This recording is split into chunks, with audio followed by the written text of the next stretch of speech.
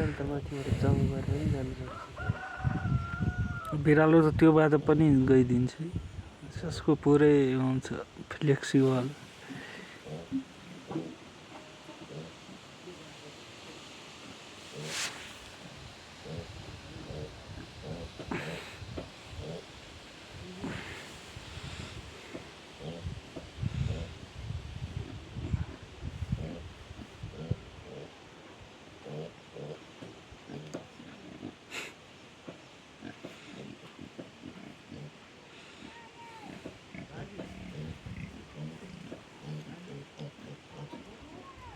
डरायो है।